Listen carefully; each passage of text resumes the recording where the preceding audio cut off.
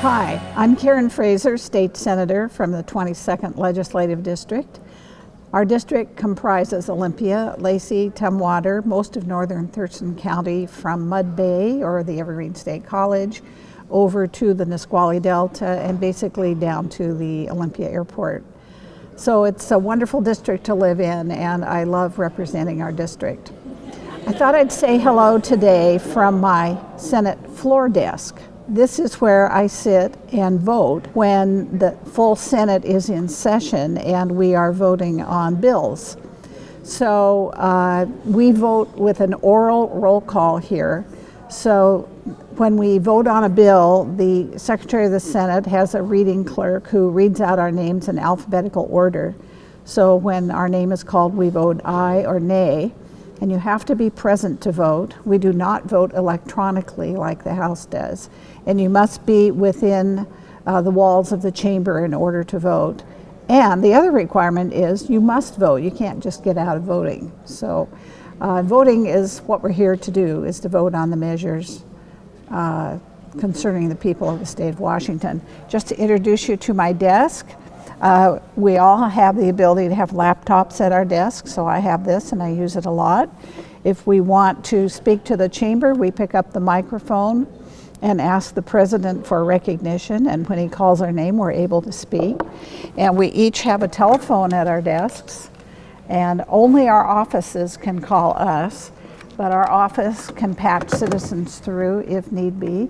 But I'm most likely to use my phone to call staff or my own office to help me out with last minute needs here when we are busy voting. So I sit sort of in the middle of the chamber, which I like. I can reach out and talk to almost anybody very easily. We are just entering the phase of the legislative session where we're starting to be on the floor a lot to vote on bills. And by way of background, I'd like to let you know that the way our legislature is organized is we have 5 segments of the legislative session. So we have 5 major deadlines. And the reason we have deadlines for bills to pass certain stages of the process by certain dates is so it doesn't all bunch up at the end of the session and you're dealing with too much. So our process is one of narrowing down the agenda as we go along during the session. So right now, most of the action is in committees where committees are hearing testimony on a lot of the bills that have been introduced.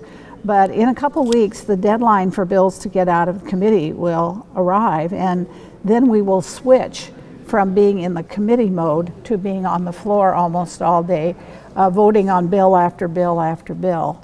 So here is the list we get every day of bills that are introduced, and we can decide whether to sign on as a co-sponsor. And then we get a little booklet with summaries, nonpartisan summaries of all the bills that are before us.